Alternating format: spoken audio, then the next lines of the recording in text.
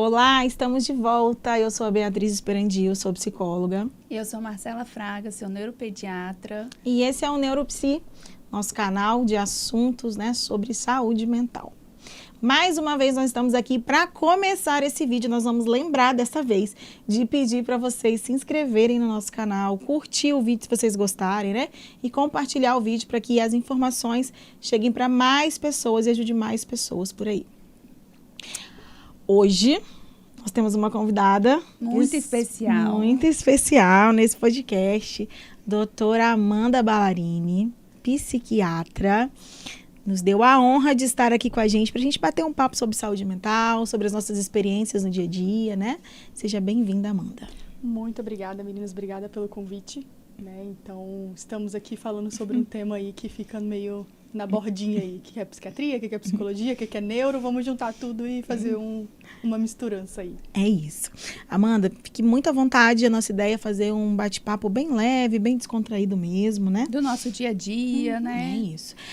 Eu queria dizer, assim, que eu estou me sentindo completamente em casa. Porque certamente essas são duas das profissionais que eu mais escuto caso nesta vida.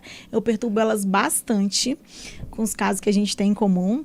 Então, eu tenho certeza que a gente vai ter trocas muito preciosas hoje nesse nosso bate-papo. Vamos começar, Amanda, contando pra gente, assim, há quanto tempo você está aqui em Colatina, como está sendo sua experiência de trabalho aqui? Fala um pouquinho pra gente. Então, eu sou de Colatina mesmo, Eu nascida e criada em Colatina, fiz faculdade e aí retornei como psiquiatra tem 4 anos. Eu trabalho aqui em Colatina tem 4 anos, desde que eu retornei, iniciei os atendimentos, E eu tenho muito apreço pela área infantil. Então, eu gosto muito, sempre foi uma área de interesse muito grande para mim. Então, eu comecei a fazer alguns cursos sobre psiquiatria infantil e realmente é da área da psiquiatria que eu mais me identifico. E aí eu acabo tendo muitos pacientes infantis ali, infanto-juvenis, para poder fazer todo esse trabalho que eu acho que é o mais interessante, que você vê desde do pequenininho até o final da adolescência, o quanto que a gente consegue evoluir muito mais do que, às vezes, um adulto que tem certas limitações, e aí na criança é lindo. Eu falo que o processo é maravilhoso. É verdade. O processo de cuidar desde o início é um desfecho tão mais maravilhoso, Sim, quando chega no final, que a gente vê tudo que foi construído e aí separa, olha assim e fala assim, nossa, agora vai para a idade adulta de uma outra forma, encarando o mundo de um outro jeito, e aí fala, não, meu Deus. Sabe que às vezes eu falo que a gente tinha que ter um antes e um depois, assim, De como chega, assim, Sei lá, talvez de uma forma visual, conseguir visualizar mesmo como chega e como que fica depois, Porque a gente não esquece. Eu vou te dizer, assim, tem 10 anos que eu cheguei em Colatina, que eu voltei. E é tão maravilhoso, assim, eu observar. Eu tenho meus pacientes que eram desde pequenininho, hoje tão grandes, assim, pré-adolescentes, adolescentes. É tão fantástico. É mesmo. Muito bom. Trabalhar com criança é tão maravilhoso por causa disso, E também você se envolve, você tem uma resposta. E também tem a questão toda de todo dia estarem aprendendo uma coisa nova. Então, se você for parar para olhar, a questão toda de aprendizado é muito mais rápido. Então, de você poder conseguir fazer o trabalho, e aí você vai vendo realmente um efeito muito mais rápido, às vezes, do que no adulto. Então, você acaba uma sessão, uma consulta, na outra você já vê a resposta, e aí você, gente... eu nunca atendi adulto, mas eu tenho essa impressão, assim, que você tem um resultado muito mais rápido, na infância. Sim. Mesmo que envolva várias pessoas, não só a criança, mas o resultado é muito bom. Eu sou formada há 18 anos, E eu estou vivendo isso também. De ver os meus pequenos... Ai, gente, chega perto do meu coração. De ver os meus pequenos já nas fases dos namoros, já em outra fase, mas é gostoso demais. Aperta o coração, porque eu não estou me sentindo mais velha, mas... Até no dia... Mas é muito bom. Até no dia que uma paciente, que era minha paciente, recebeu alta, enfim, ligou para marcar para o filho. Aí eu assim, gente... Ai, mas é lindo, sabe? Porque lá no consultório tem uma mesinha, que é normalmente onde eu atendo as crianças. E aí eu tenho um recamiezinho no cantinho, que é onde eu faço normalmente o atendimento dos adultos. E aí eles estão na fase de mudar de ambiente, não querem mais sentar na mesinha para os jogos.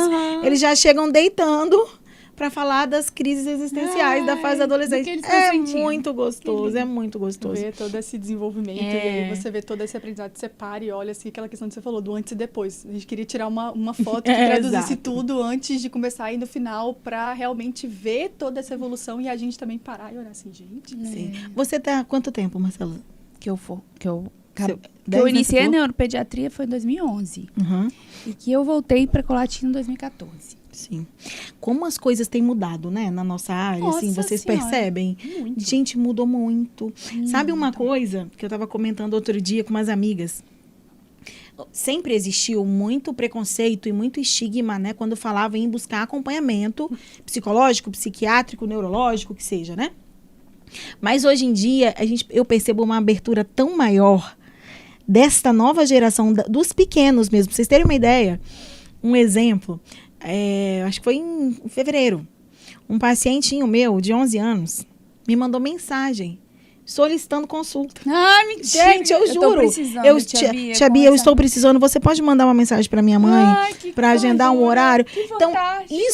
isso me emociona um tanto, Claro. porque como Ele tá em busca de que resolver geração essa muito solução. mais evoluída do que a gente em relação a isso, né? A gente tinha que ficar trancafiado e até os nossos pais, nossos avós, não, era quase impossível, não podia ser Não, e você não falado. conseguia nem conversar com seu pai, com a sua mãe sobre algum sofrimento, sobre algo que você estava não sentindo. tinha essa liberdade, muitas Você não tinha vezes. nem o pensamento assim, eu vou chegar Exato. até lá. Porque não é como... É, Era Não como se se passava. existisse. Outra Aí você falava realidade, que no né? psiquiatra aí era É, outro exato. mundo. Então, e sabe na que eu minha tava, área, eu tava pensando isso esses dias também, que muitas vezes, óbvio, existe muito estigma, muito preconceito e tal, mas muitas vezes a própria forma, eu não sei na área de vocês, mas na minha área, a própria forma da psicologia estar no mundo há um tempo atrás era obscura. Sim.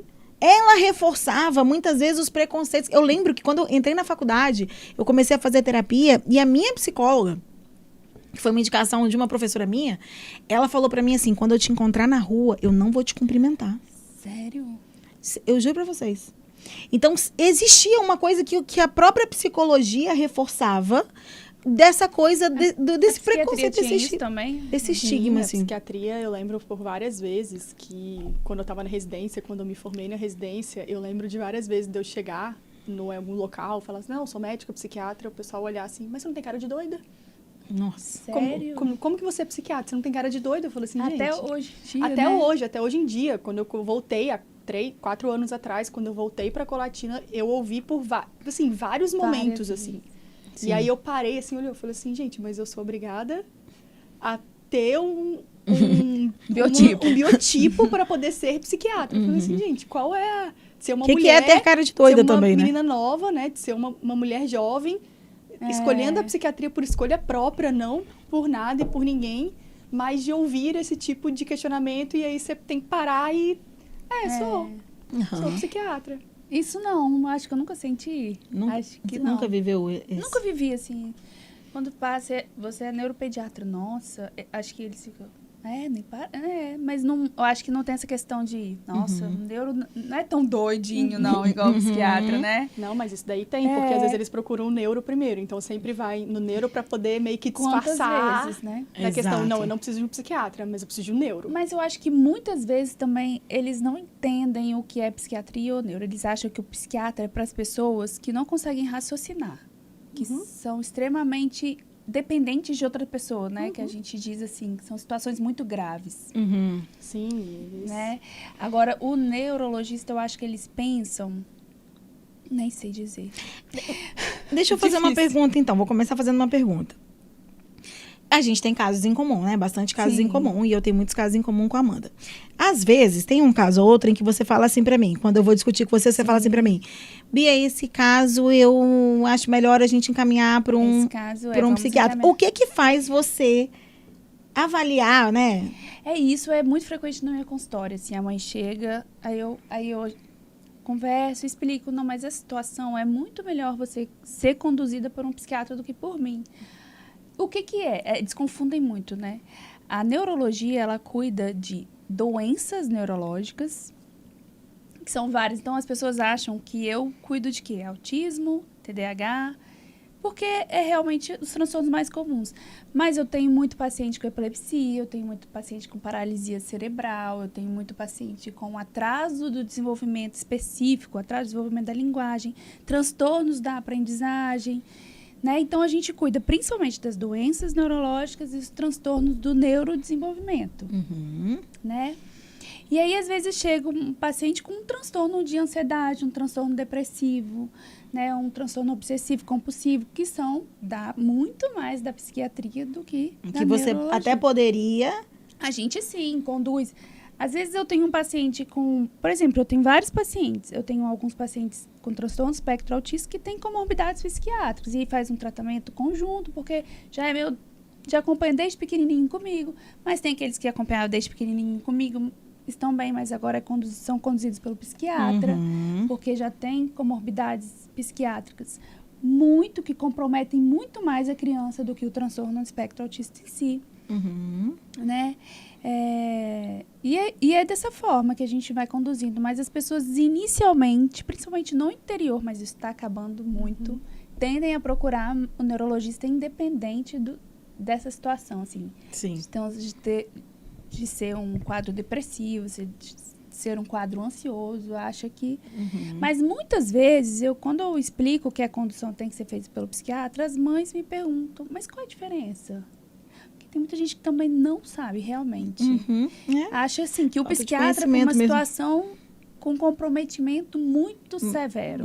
Sim, eles ficam pensando nas pessoas, dos loucos, né? E aí vem toda aquela questão da pessoa que foge da realidade. Ou suicida, quase suicida. Então, às vezes, nem nos extremos, né? Algum tempo atrás, nem isso eles colocavam. Era mais a questão mais do... eu não sou doido. Ficava sempre esse mesmo questionamento do... aquele que tá na rua falando com todo mundo, né? Que não tá realmente fora da realidade. Esse daí é o paciente do psiquiatra. Agora, no ansioso depressivo... Como assim? Eu não tenho, meu caso não é grave, então por que eu tenho que ir no psiquiatra? Então fica sempre nessa... Então explica pra gente, né? A nossa ideia do nosso podcast é exatamente esse, de desmistificar também muitas coisas, né? E de auxiliar nessa diminuição desses estigmas que existem, ainda existem, muito menos, mas ainda existem em relação ao transtorno mental. Explica pra gente, então, como que é o trabalho do psiquiatra, né? Quando a gente deve buscar um psiquiatra... Esse é um tema muito difícil, assim, muito amplo, né? Parar assim e falar, nossa, quando eu devo buscar? Não vamos ter uma resposta muito definitiva para tal pergunta. Sim. O espectro é muito grande, mas é de uma questão realmente, igual a Marcela falou, o neuro fica mais com transtornos, né, neurológicos, que a gente vai ver geralmente comprometimento neurológico, então aí a gente pega uma coisa que é mais, às vezes, que é mais visualizada, uma coisa que é mais concreta, né? Já o psiquiatra, ele fica mais com o abstrato. Eu falo que o psiquiatra, eu consigo dividir para alguns pacientes, colocando que o neurologista cuida do cérebro e o psiquiatra cuida da mente. É o que a gente não consegue ver dentro do cérebro. Então, nenhum exame que eu vou conseguir fazer vai conseguir diferenciar. Agora, no caso da Marcela, acaba tendo muita coisa ali, vários exames complementares, várias coisas que ela consegue, que é muito mais... né, certinho, porque a gente consegue ver muito mais coisa, né, em questão cerebral, né, disfunção. Agora, no nosso caso da psiquiatria, uma imagem do cérebro, você está vendo através de ressonância, a atividade do cérebro, você está vendo pelo eletroencefalograma, entendeu? Então, o trabalho do psiquiatra, ele é focado nos transtornos mentais. Sim, é focado mais realmente na mente. Então, assim, nos processos que o cérebro faz para pensamento, então, para a questão toda de como que ele interpreta o mundo, né, como que ele cria, né, todas as ideias, como que ele vai fazendo todos esses processos de uma forma muito microscópica que nem os cientistas ainda conseguiram chegar em como que a gente faz isso, né? E a gente vai tentando estudar pelo comportamento ali, como que isso é expressado. Mas a neuropsiquiatria tem crescido cada vez mais, né? Essa associação da neurologia com a psiquiatria está muito em evidência, porque a gente está percebendo, a ciência está evidenciando que os transtornos mentais também são genéticos. Também temos neurotransmissores envolvidos, também temos mutações genéticas que definem o quadro, né, das doenças mentais, dos transtornos mentais. Então, essa tendência, essa junção é muito alta. É uma né? junção e, ao mesmo tempo, essa separação, porque fica o tempo todo nesse sentido, né? O que é que aí tem uma questão muito grande, a epilepsia, cefaleia, paralisia cerebral, é uma coisa que não tem como o psiquiatra pegar para poder avaliar. Quando eu pego um paciente desse daí também, eu falo assim, gente, não tem o que eu fazer, E aí eu tenho não vou saber. E aí eu tenho que entender, Amanda, se eu tô tratando um paciente com epilepsia, a chance dele ter um TDAH é muito mais alta. Cerca de 30% dos pacientes com epilepsia terão TDAH.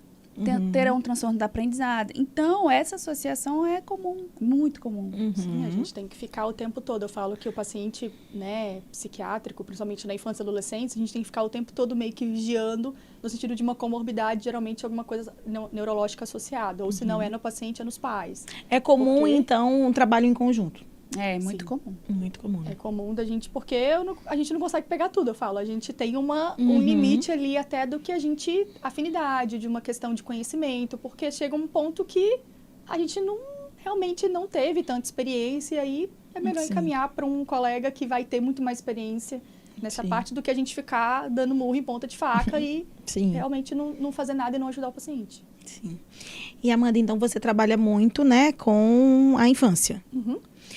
Fala pra gente, assim, o que você tem visto de demanda, a principal demanda, assim? Você consegue dizer, assim? Ou as principais demandas que você tem atendido? No consultório, assim, no particular, muito ansiedade na infância e adolescência. É uma coisa que está crescendo, assim, exorbitantemente. E cada vez mais novos. Então, antes era uma coisa, quando eu estava na residência, de eu pegar, assim, recapitular, vamos colocar ali, há 6 anos atrás, eram muito mais adolescentes, então você pegava geralmente naquela fase da puberdade, então que estava iniciando, e aí tem toda a questão social envolvida.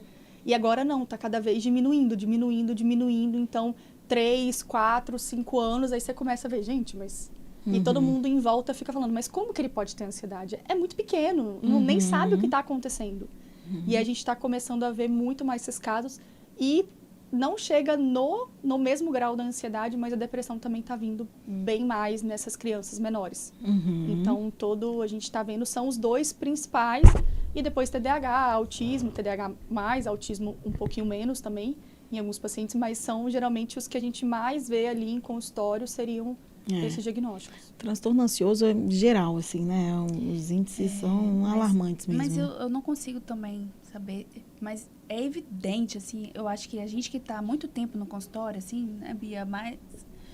Aí, eu peguei muito essa geração nova, assim, essa mudança que teve, né, da internet no acesso da criança, no tablet, do celular, se essa criança... Quando eu iniciei na neuropediatria, isso não existia. Então, eu acho que eu consigo ver, assim, como isso aumentou, como é assustador. É assustador as crianças com 9, 8 anos em sofrimento, assim. E sofrimento intenso, né? Com sintomas físicos. Físicos, exatamente. Né? De pai ter que buscar na escola quase todos os dias, dor de barriga, dor de Essa cabeça. é uma queixa que está cada vez mais constante, né? Até da recusa escolar, assim, né? Da dificuldade de permanecer no ambiente escolar, muito constante. Sim. Um sofrimento escolar, um transtorno de separação, né? A gente tem visto mesmo, né? Quadros de sofrimentos intensos, né? De ansiedade de separação, como você estava falando, né? Assim, de gerar prejuízos até na escola, né? Sim, muitos, no sentido de o pai ter que ficar do lado de fora da sala e nem assim a criança conseguir permanecer, num sentido, assim, de uma coisa que não é mais aquele comum da criança que está começando a escola, aquele período de adaptação realmente que vai acontecer, dela ficar longe dos pais, aquilo lá é uma coisa natural, né? Que toda criança, normalmente, ela vai passar. Mas a gente vê de crianças de 5, 6, 7 anos que começam a ter esse mesmo comportamento. E aí o importante da gente, né, colocar muito bem específico, que a ansiedade de separação é um medo, geralmente, que a criança tem de acontecer alguma coisa com os pais. Então, geralmente, ela não fica tanto com medo dela em si. Ela fica com medo se ela sair do lado do pai ou da mãe, geralmente uma figura ali, que ela, né, elege, vai sofrer um acidente, vai acontecer isso, vai acontecer aquilo. Então, ela necessita estar do lado o tempo todo. Então, por isso que, quando a criança está junto com o pai, ela calma, ela fica ótima. Porque ali ela está se sentindo ali segura e ela tem essa sensação. Agora, quando está com qualquer outra pessoa que ela não confie, isso acaba assolando. Então, assim, na escola... Pensa, é um local totalmente estranho, muitas vezes, professora, então, geralmente início de ano, que a professora é nova, os coleguinhas às vezes são muito novos. Então, ali, isso daí pode desencadear até uma criança que estava até meio compensada, em algum momento ali nesse início também, até ela descompensar. Mas um outro sintoma que a gente pega demais também em crianças ansiosas é a somatização, né? Muito. Nossa, como é comum em criança. E isso confunde demais a cabeça dos pais, porque você diz, esse sintoma é porque ele está muito ansioso, é da ansiedade dele, mas é tão difícil eles acreditarem. Realmente, às vezes, a gente precisa fazer muitos exames complementares. Muitas vezes a gente tem quase certeza que não seriam necessários. Por quê? Porque é o dia a dia, assim, é muito comum. Muito. É muito comum. É muito comum, e de várias idas ao pronto-socorro. Então, aquela criança que às vezes o próprio Pequena. médico do pronto-socorro fala assim, não, você deveria Exatamente. procurar um psiquiatra pro seu filho, porque faz exame e nada. E isso faz todo sentido, Amanda, porque o médico do pronto-socorro tá vendo isso com tanta frequência que eles já estão iniciando tratamento. Eu tô vendo isso, eles já estão iniciando tratamento, já tá tornando... Quando você conversa com os pediatras do pronto-socorro, eles falam, tá tornando algo muito frequente. comum. E geralmente muita dor de barriga. É muita dor de barriga Dor ou no dor de cabeça. peito também. Então, Dor no as peito, duas principais, a dor no peito, ela já vem um pouquinho mais. Mas a dor Maiorzinho. de barriga é quase campeã, assim. Que a dor de barriga, até com náuseas, com vômitos, algumas vezes, dependendo do paciente. E começa a dor, tá doendo aonde? Se você for parar num processo realmente patológico, né, abdominal e tudo mais, geralmente a criança, ela localiza pelo menos um pouco, assim, onde tá a dor. Sim. Mas eles ficam, muda pra cá, vem pra cá, vem pra cá, vem pra cá, daqui. E aí você fica, gente, eu tô perdida. Nossa, eu já peguei paciente, assim, que passou por muitos especialistas. Assim, reumato por causa dessa barriga, gastro por causa da barriga, fez muitos exames, fez pesquisa de alergias intensas. É claro que tem essas situações, né, gente? Tem também essas situações. E às vezes também é importante descartar as causas físicas, né? super Mas tem situação importante. que é muito... Mas como se Clássico, torna uma assim, né? coisa tão clássica pra gente, tão frequente, É. né? Porque tem que pensar que a psiquiatria, dentro de todo diagnóstico psiquiátrico, é um diagnóstico de exclusão. Então, eu preciso excluir Exato. tudo para depois chegar num diagnóstico. Então, assim, eu falo que às vezes é muito fácil, né? Para quem está no pronto-socorro, às vezes no primeiro momento eu falo, é ansiedade. Mas, poxa, você investigou tudo que poderia ser? Sim. Porque, teoricamente, é igual eu falei, a gente não tem um exame para poder fazer, para poder diagnosticar uma ansiedade. Quem dera se a gente tivesse, um dia a gente chegar lá, Eu nossa, falo a vai... mesma coisa, quem Nossa. dera. Quem dera, eu acho que não vai chegar lá nem tão cedo, porque Sim. cada pessoa é única. Sim. Mas, se a gente conseguisse chegar nisso... É, e existem casos que são muito clássicos, né? Parece casos de livro, assim, né? Que a gente fala. Que é fácil de diagnosticar, mas nem sempre são. Muitas vezes não são. Mas eu tô sentindo também uma certa mudança na sintomatologia, assim. Estão surgindo sintomas muito novos, assim. Tô pegando criança... Às vezes eu peguei uma criança pequena, nova, assim, ela não conseguia mais andar. Sabe? Que é um sintoma que geralmente você via adulto. em maiores, em adulto. Então, isso tá chamando atenção. Por um quadro ansioso? Aham, pro quadro Sim. ansioso. De É. uma Não questão foi de uma, não... não foi duas. É muito, assim, porque a ansiedade é o que... Tem chegado mais grave e mais precoce, com situações que você via só lá na frente. É uma questão muito, muito frequente. Eu falo que, assim, o mundo está muito rápido. Sim. Então, o mundo é muito rápido, o mundo é muito na hora. Eu tenho que resolver na hora. Eu até falo para alguns pacientes, assim, tudo bem que eu não sou muito velha. Tenho 30 anos, então, assim, sou uma bebê ainda comparado, né, com o pessoal mais velho e tudo mais. Mas eu falo, gente, na nossa época, minha época de criança, para eu poder assistir um filme, eu tinha que parar, esperar aparecer na Globo, assistir lá na tela quente, lá, qualquer coisa, ficar lá, assistir um pedaço, propaganda, assistir outro pedaço, Exato. propaganda. E aí, hoje em dia, não. Você quer assistir um filme, você pega, coloca no Netflix ou qualquer outro Tem mais streaming. espera, né? Não tem espera, você não espera pra nada. Nem Então, propaganda tem mais hoje em nem dia, propaganda, né? porque você paga pra não ter propaganda. Exato. Então, assim... Pra não ser interrompido. Pra não ser interrompido. Então, eu falo assim, o mundo tá muito rápido, as crianças têm tudo na mão. Então, eu quero isso, ok. Eu quero isso, ok. Eu quero isso, tá bom. Então, assim, elas não podem mais esperar. E quando elas chegam num momento em que elas precisam esperar, elas não dão conta. Não sabem mas lidar. geralmente é na escola.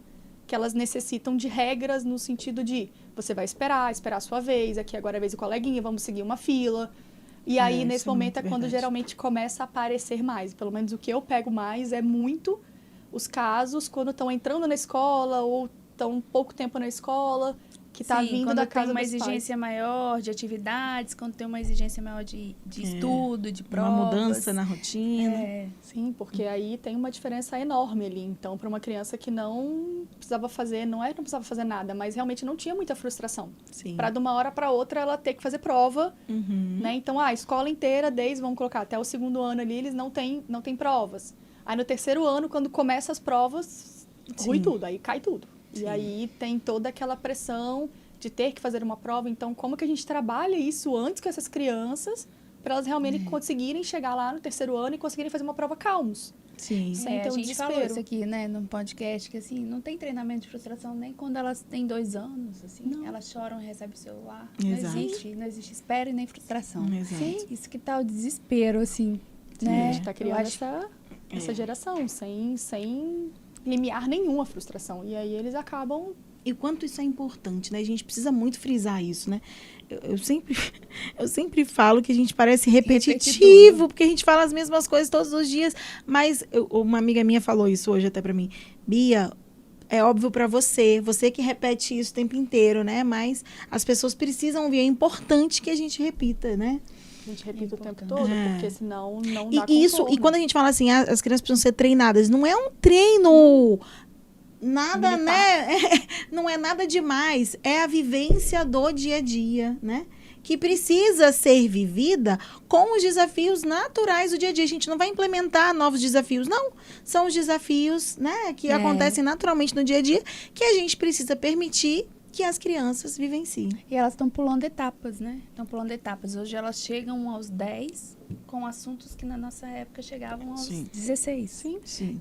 Isso também está É. impactando demais, né?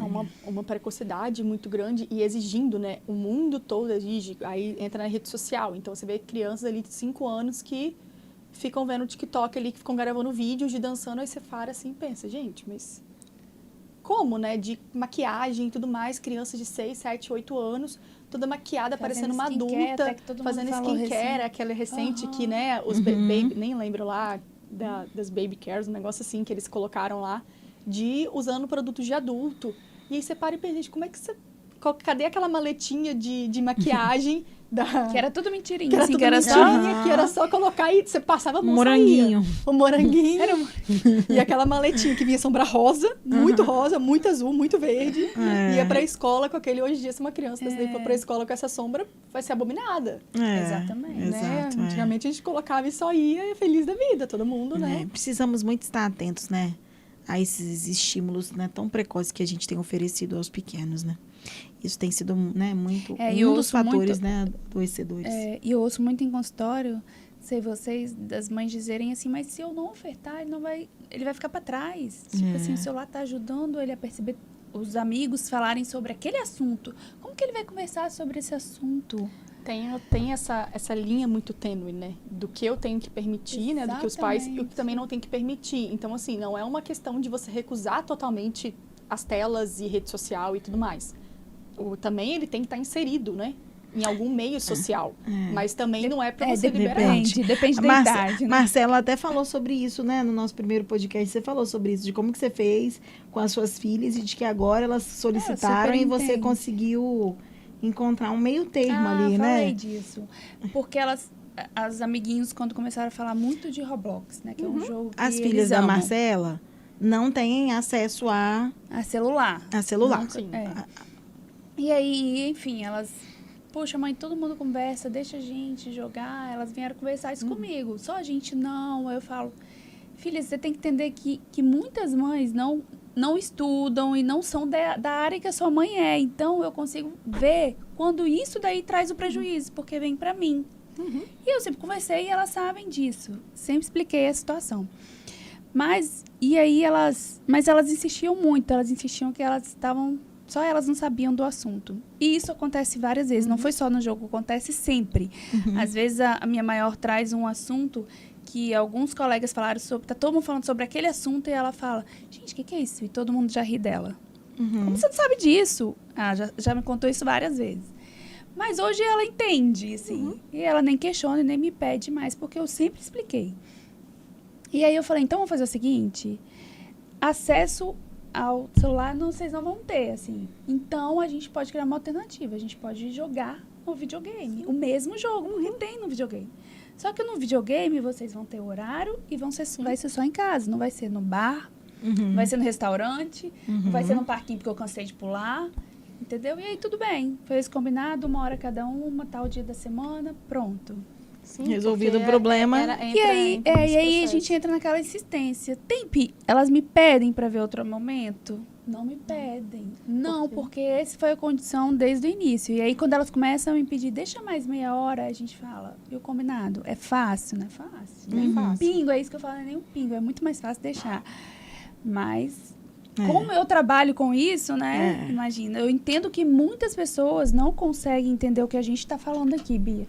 Né, amor? De saber o tamanho do prejuízo.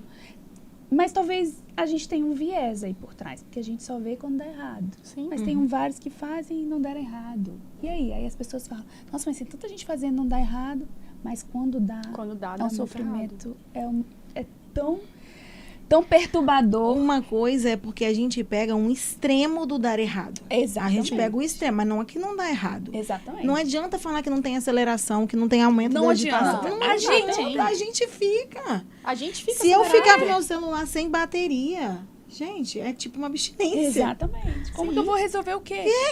Como que alguém vai falar comigo, né? É um vício. Sim, a gente tem, né? Hoje em dia a gente já conseguiu categorizar, né, em 3 pontos, né? O vício do celular. Então a pessoa tem Virou que um estar transtorno. virou um né, transtorno. amor? Já tem CID. Não eu tem digo. CID ainda. Agora tem CID 11, do transtorno de vício em games. Mas não chegou, mas já tem estudos falando sobre a questão da posse do celular. A gente tem a questão de jogos, tem também da rede social. Então são 3 coisas separadas. Então eu vejo muitos pacientes que às vezes têm do celular. Então o celular pode estar desligado dentro da bolsa. Ok, tá ótimo. Mas tá aqui, Agora né? o celular tá junto. Agora, se o celular estiver a 10 metros de distância, não dá, você Eu começa tenho a ficar uma muito agonia. ansioso. E aí, Confesso que eu tenho uma e agonia. aí, hoje em dia, eles já conseguiram dividir, eles estão começando a dividir nesse ponto, porque é muito diferente um paciente do outro. Exatamente. Várias vezes eu tive que me policiar assim, e me policio sempre. A partir de tal hora, eu tenho uma obsessão por rotina, né? A Bia também, imagina, porque você também, né, amor? Não sei. Mas me ajuda muito a rotina, principalmente com filho. Então, eu tenho o horário de jantar, o horário de dormir, tudo bem estabelecido. E aí eu falei assim, eu preciso criar uma rotina para o celular. Ele vai ter os horários de eu pegar ele. E às vezes eu não consigo seguir essa rotina. E eu sempre volto, não, esse horário não vou olhar, porque esse horário não é de olhar. Eu queria dizer que eu não tenho nenhuma coisa com a rotina. Não, Bia! Não. Eu tenho com esse daí aparentemente da noite, não perturbe, aí só meu pai, minha mãe, meu marido, meu irmão, minha avó, só eles que podem entrar em contato comigo, porque aí eu já entro num ponto de não. Mas não é nem WhatsApp, Amanda, é tudo assim, Sim. eu não quero pegar nele, assim, porque quando eu pego e fico fazendo nada, assim, fico vendo Google, fico pesquisando coisas, eu adoro ver países, pesquisar coisas aleatórias, até descansa minha mente. Só que eu falo, não vai ser aqui, vai ser na televisão. Vou pesquisar na televisão. Porque, não sei, me traz uma sensação de tempo perdido. Por mais que eu aprenda alguma coisa nele, eu não sei se vocês têm essa sensação de tempo perdido. Às vezes eu tenho. Você tem? Muitas com vezes rede eu social. tenho. Com rede social eu tenho muito. Exatamente, porque eu tô ali pesquisando uma coisa no Instagram. Só que aparece 1000 coisas daquele assunto. Exato. Parece que a minha mente abre 1000 abas. Exatamente, mas eu tenho, mesmo que eu tenha aprendido qualquer coisa ali, eu tenho a sensação de tempo perdido. É diferente se eu assistir uma série sobre aquele assunto. Sim. Entendeu? Que tenha Sim. algo É contínuo. porque é tudo quebrado, Como talvez, é tudo, não? eu acho que é isso. Aí eu não armazeno nada um monte de informação conteúdo quebrada. Tudo muito adequado. superficial. Então, que aí fica Exatamente. passando, né? Então, quando a Isso. gente coloca, né, aqueles vídeos, né, 15 segundos, 10 segundos, 30 segundos, que aquilo lá é... Quando eu vejo uma criança assistindo aquilo, eu quero morrer. Eu juro, você não tem essa sensação, não, Bia, você não vê muito, não. Eu vejo a criança assim, ó, naquele rios, assim, ó. Uma criança pequena, de 6 anos, assim, ou 5. Me angustia muito as dancinhas. As dancinhas me angustiam muito. Eu tenho tanta ansiedade de ver aqueles... Eu tô contando pra vocês, assim, que eu tenho tanta agonia em ficar assistindo aquilo, parece que não absorvo nada, que eu fico, quando eu vejo uma criança fazendo aquilo, eu fico... Poxa, que perda de tempo. Na melhor fase da vida, gente. Não existe fase melhor na vida do que a infância. Não tem. Não tem, porque passa muito rápido. Tem tanto estímulo precioso, né? Ai, Pra ser meu vivido. Deus. Tanta coisa. Amanda, você percebe ainda muita resistência em relação à medicação? Muita. É. É uma Nossa, coisa da assim... psiquiatra, então, imagina. Do psiquiatra Eu recebo, ainda imagina você. a cada mais, assim. Para as crianças, dos pais para as crianças ou geral? Geral, em adulto também, mas em muito de pais com as crianças. Inclusive, até hoje, eu tive um caso no consultório, nem lembro onde foi exatamente, mas de uma mãe, já era um adulto, E aí de uma mãe contando que teve diagnóstico de TDAH quando criança e ela nunca quis dar medicação. E ela não acreditava em medicação. E aí ela estava se culpando porque talvez ele está no episódio depressivo agora, pode ter sido por conta dela não ter iniciado o tratamento lá atrás. E aí a gente começa, mas não tem como a gente colocar um fator causal tão, né, definido, é uma junção de fatores. Mas assim, de uma coisa de... Aí eu pego muito nesse sentido, às vezes adultos, quando a gente vai atender um adulto jovem, se não uma adolescente, né, um pouco mais tardio ali, de você pegar as mães, eu não aceitei medicação antes... porque eu não acreditava, achava que ia viciar, e aí agora eu tô colhendo vai os levando frutos. até ficar num E aí vai levando grave. até ela chegar num ponto que você para e fala assim, agora o que a gente vai fazer? Se tivesse tratado lá atrás, seria muito mais fácil. Como o tratamento precoce, ele é importante, né? Sim, muito. E aí é uma coisa que eu sempre gosto de frisar, quando eu vou iniciar medicação para criança, se for, né, um antidepressivo, se vai para o metilfenidato, se vai para medicação para o TDAH. Então, o que é viciante e o que não é? O que tem um potencial viciante e o que não tem? Porque essa é a primeira pergunta que elas vão ficar... É isso daí, até quando vai usar? Até quando e qual é, tipo assim, o risco de usar. Vamos lá. De ficar dependente, né, da dependente. medicação. Eu costumo mas eu costumo sempre falar, vamos falar o risco de não usar? Sim, e aí eu coloco geralmente os desfechos negativos, aí elas param, assim, dão uma pra trás. Isso tudo, eu falei assim, sim. Eu vou falar, vamos lá, é medicação. Começa. Eu acho que todo mundo vamos falar do benefício e depois vamos falar dos malefícios, né? Tudo na vida tem os isso. dois lados, E aí a gente tem que pesar o risco-benefício. Qual vai ser o melhor desfecho no final. Sim, porque aí você começa a falar sobre todo esse processo. Mas às vezes você fica todo esse processo, não, assim, aí eu desenho, eu começo a desenhar, e aí eu faço o cérebro, e eu vou falando sobre a questão córtex pré-frontal. Existe um estudo que uma vez muito bacana, assim, de quantas consultas são necessárias para adesão medicamentosa. E são, em média, 4 consultas necessárias, Bia.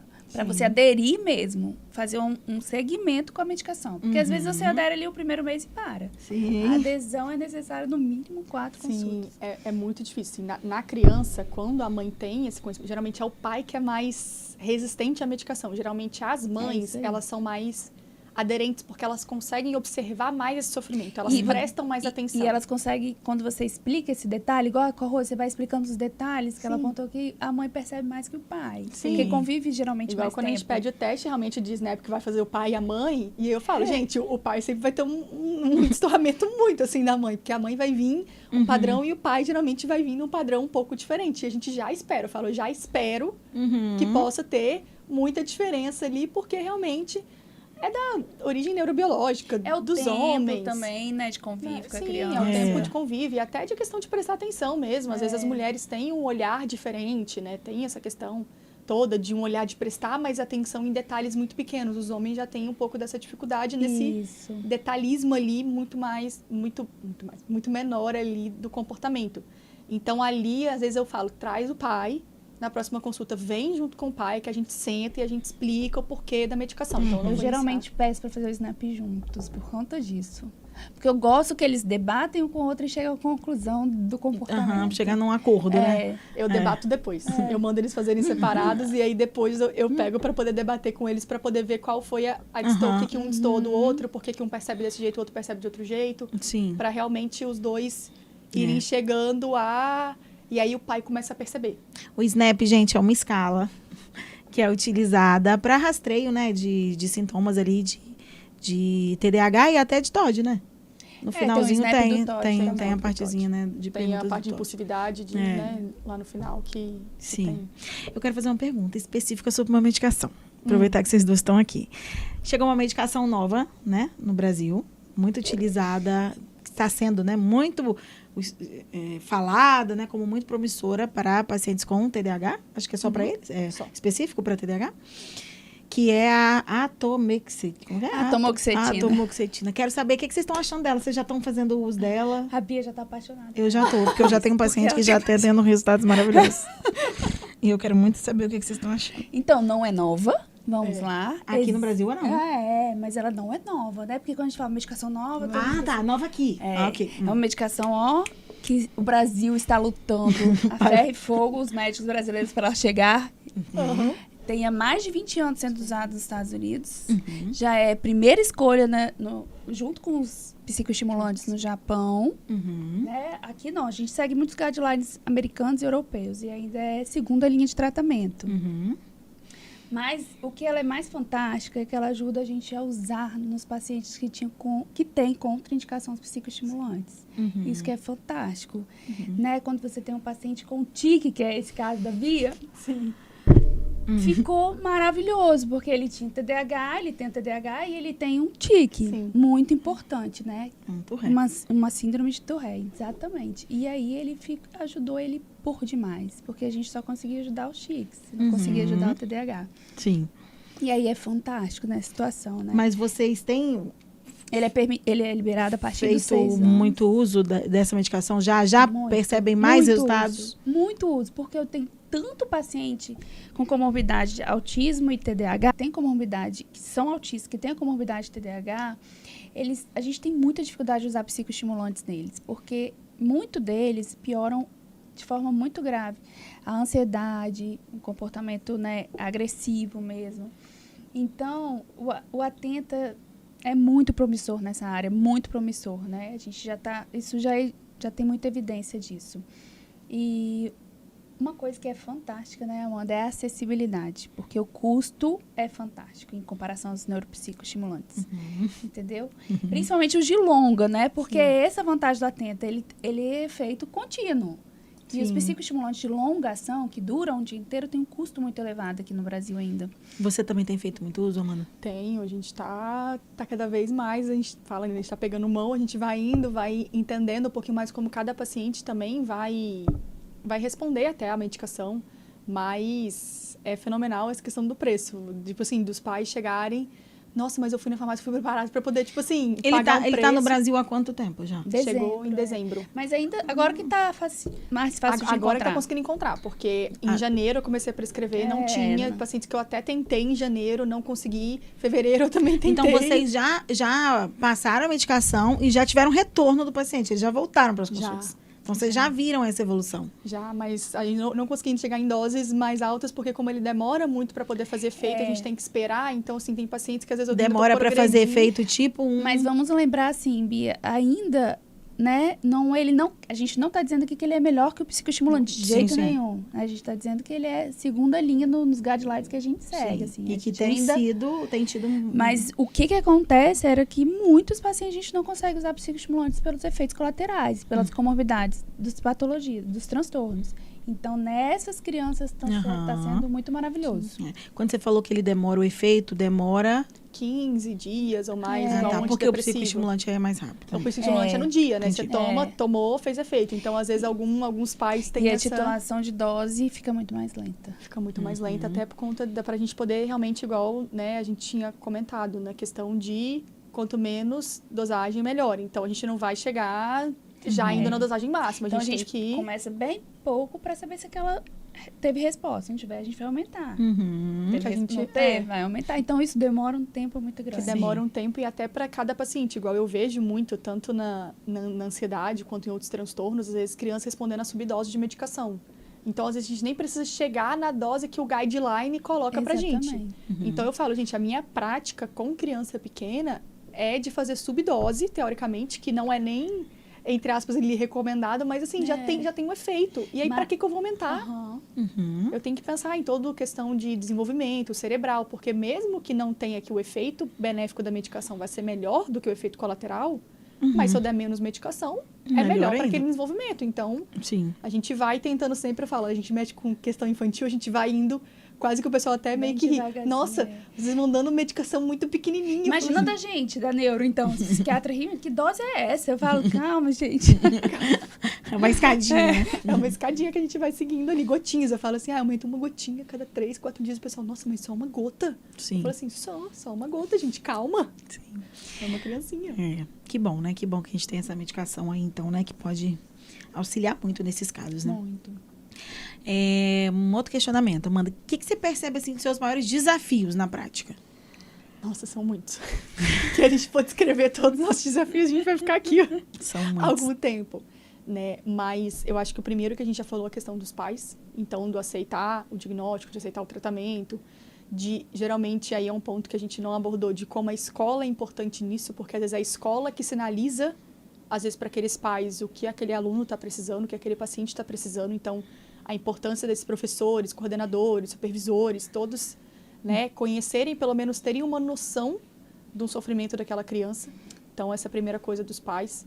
Então, e também a questão dessa crescente agora que a gente está tendo também de quase, entre aspas, ser uma moda a questão do se cortar, a questão do suicídio. Muito. Então, assim, tem muitos pacientes que fazem por sofrimento intenso. Então, assim, a gente vê. Mas também a gente tem alguns outros pontos de pacientes que fazem por uma questão de pertencer a um grupo. Influência, né? Que estão sendo influenciados. Então, quando a gente consegue perceber isso, a gente consegue entender que gira em torno da parte até da adolescência normal, que todo adolescente quer pertencer a um grupo. Então, ele quer ser aceito. E as influências estão sendo tão negativas, né, que o pertencimento está indo para este lado muitas vezes. Está indo né? para esse lado. Então, assim, o que a gente tem que saber diferenciar, até que ponto eu entro nessa questão do pertencimento e até que ponto realmente é um sofrimento tão grande que aquele adolescente, às vezes já peguei até criança, né, com tentativa de suicídio, até que ponto realmente ela queria isso, ela entende primeiro até o que é a morte.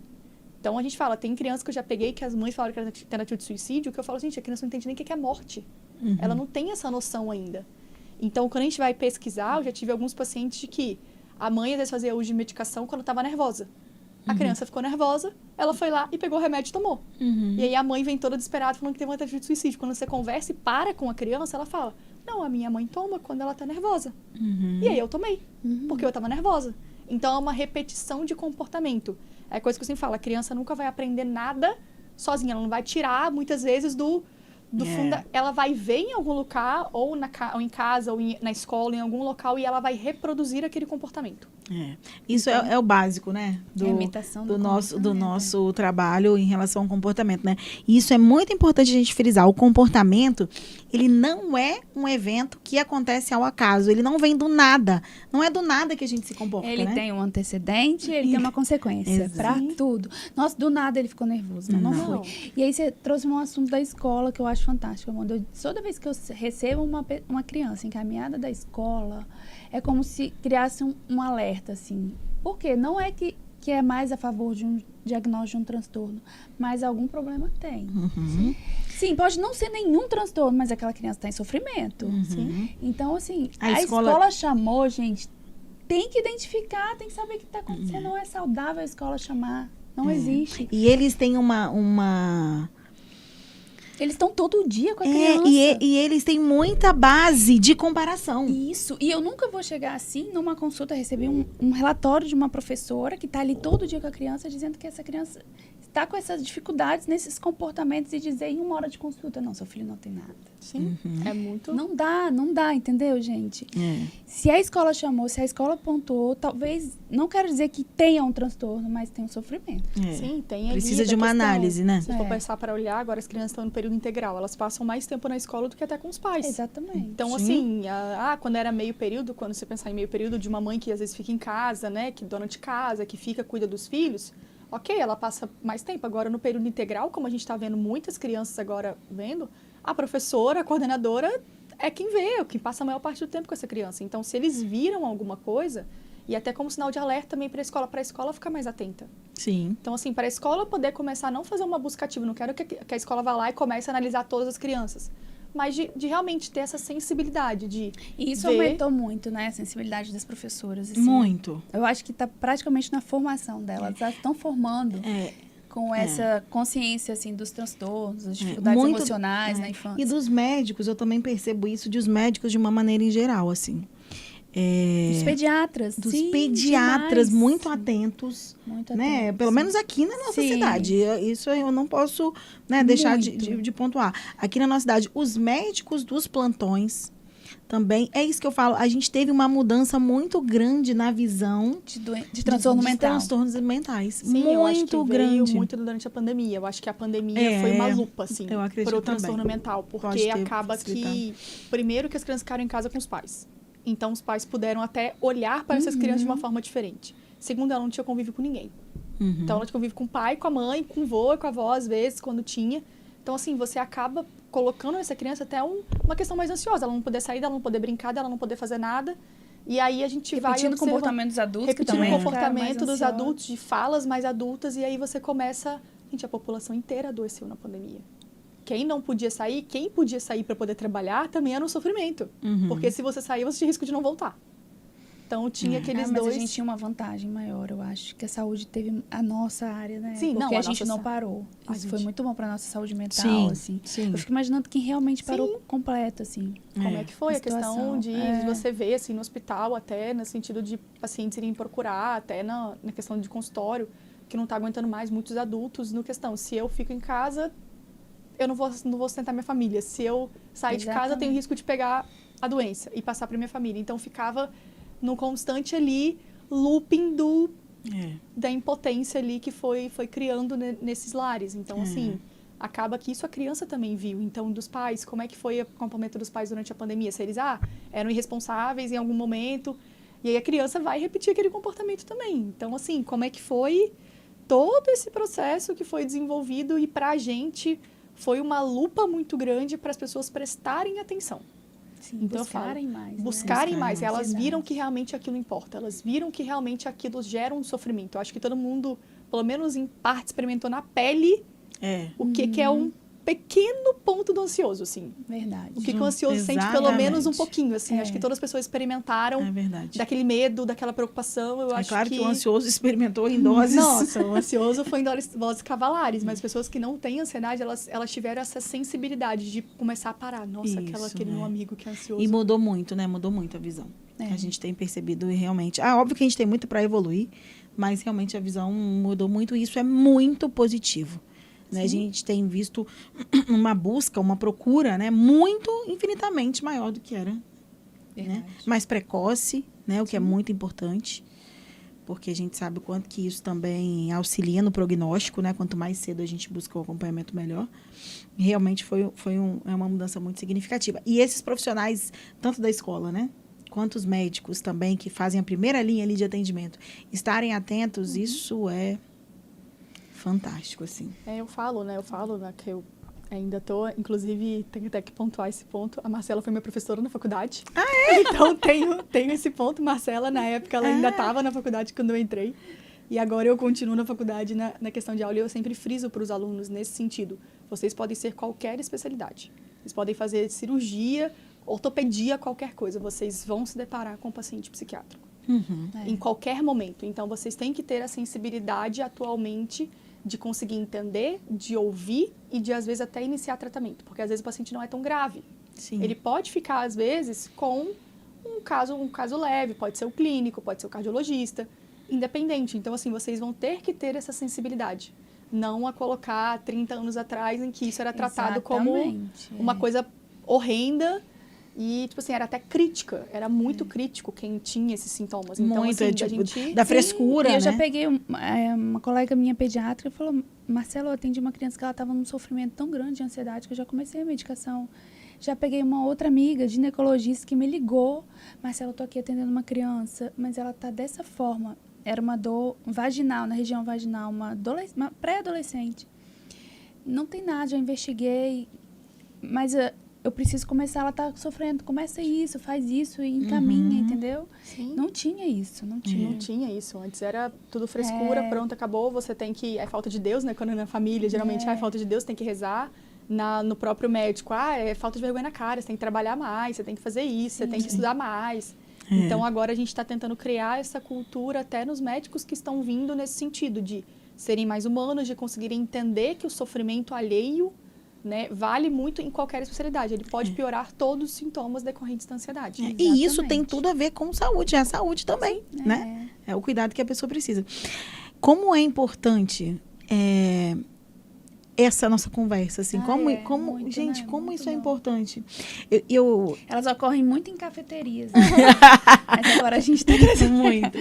E o nosso trabalho, muitas vezes, é um trabalho muito solitário, né? É, Você no seu muito. consultório, você no seu consultório, eu no meu consultório. E é isso mesmo. A gente tem as trocas pontuais, né? Com a escola, com as famílias, com os outros profissionais. Mas quanto essas trocas, elas são importantes e preciosas. Pelo menos pro meu trabalho, assim, eu acho Nossa, indispensável, imprescindível, assim, essas trocas. E é muito bom a gente contar com profissionais que estão abertos a isso. A gente sabe que ainda existe uma resistência de boa parte dos profissionais. E essa é uma queixa muito grande dos profissionais da minha área. muito grande. Mas a gente também precisa fazer tentativas, né? Às vezes as pessoas falam assim, Bia, mas você consegue trocar, eu já ouvi isso muito. Você consegue trocar com a Marcela porque você tem boa relação com ela. Mas eu tenho uma boa relação com ela, Construída assim. construída pelas Eu trocas. conheço a Bia por causa de paciente. Que a Exato. gente foi conversar a primeira vez. Exato. Com a Amanda, por exemplo, hoje eu tenho um acesso muito maravilhoso com a Amanda, mas que foi construído pelas trocas. Não conhecia, né? Mas você também já teve negativas. Mas se não fosse as tentativas... E tenho até hoje. E tenho até hoje, Mas é as óbvio. tentativas tem que Mas ter, a gente não pode deixar de tentar. Principalmente assim, eu sei que para vocês também é importante, mas para nossa área, na minha visão, Não, pra mim é extremamente importante. para mim é extremamente Ainda mais importante. com criança. Quando a É gente fala de mútuo, assim, criança. é mútuo. É. Você sabe perfeitamente. Fala É. de criança, eu falo, a gente pega, então assim, a gente atende criança uma vez a cada mês, uma vez a cada 2 meses, vocês olham toda semana. Então, qual é a chance de eu não ver uma coisa de você ver? É muito grande. Então, assim, eu fico 1 hora em consulta a cada 2 meses, às vezes. Você toda Você semana. fica toda semana 1 hora. Então, sim. assim, olha a quantidade de tempo que você passa, olha a quantidade de tempo que a gente passa. Sim, é É isso. muito E diferente. isso é muito importante. Os profissionais precisam, de todas as áreas, precisam se abrir um pouco mais a isso, né? E isso é tão primordial para o sucesso do tratamento. Nossa, gratificante. Gente, é demais. Primeiro porque 2 cabeças pensam melhor do que uma. Né? E tem casos que não são casos clássicos, não são casos óbvios. Vários casos. Vários. Que a gente E fica... tem casos que a Bia pensa e que eu nunca tinha pensado. Tem coisas que ela pensa que eu ela nunca tinha pensado. pensa que eu nunca tinha pensado, e às vezes eu me sinto uma anta. Eu também. Eu falo, como que eu não pensei nisso antes? Mas isso é importante, isso é muito importante para o sucesso do tratamento, né? E eu acho maravilhoso quando a gente consegue encontrar profissionais que se abrem para isso. Facilitam muito a nossa vida. E mais do que isso, isso mostra um olhar diferenciado também para o paciente. Paciente que é atendido por profissionais que trocam entre si, com certeza absoluta, estão recebendo um atendimento de mais qualidade. Na minha visão. Com Sim, certeza. Tudo. É óbvio. Isso daí é uma coisa que não tem como a gente negar. Senão eu fico sozinha, eu fico solitária. E aí eu fico... É claro vedada. que ainda é possível a gente conversar sempre, né? Por isso que a gente pede tanto relatórios. Às vezes tem escola que fala que não vai produzir. Eu falo assim, gente, eu preciso de relatório toda vez que vem na consulta pra poder saber o que tá acontecendo. Exatamente, porque assim, às vezes a mãe traz, mas ela não vai trazer o detalhe de quem tá escrevendo, quem tá vendo, né? Eu falo, às vezes, manda áudio áudio pra você, a professora, e você me mostra o áudio, porque às vezes no áudio ela fala melhor do que no relatório. Então, assim, ok, sem problema, manda o áudio. A gente ouve Mas a gente aqui junto. precisa ter o retorno. Precisa. Vai no terapeuta, ela vai toda semana. Você precisa ter o retorno dele, gente, o que ele tá vendo, o que ele tá trabalhando de sofrimento, tá ajudando, não, tá. Isso é muito importante, né, gente? Enfim. Enfim, é isso. Foi maravilhoso, Amanda. Muito obrigada. Muito obrigada. Foi ótimo. Temos muitos assuntos, né, que a gente pode contar com você. Espero poder contar com você em outros momentos também. Mas foi maravilhoso te ter aqui. Obrigada. Obrigada a vocês pelo convite. Se inscreva no nosso canal também. Vou me inscrever. Já vai chegar em casa agora. Gente, então, se inscreva no nosso canal, curtam esse vídeo, compartilhem. Tenho certeza que muito do que foi falado aqui pode ajudar muitas pessoas. Então, lembrem de compartilhar. E lembrem de comentar, gente, dar ideia pra gente. O que a gente pode... Qual assunto interessa mais. Isso. Né? Vamos nessa. Para os nossos próximos episódios. Exatamente. Né? Obrigada, gente. Obrigada. Até o próximo. Até.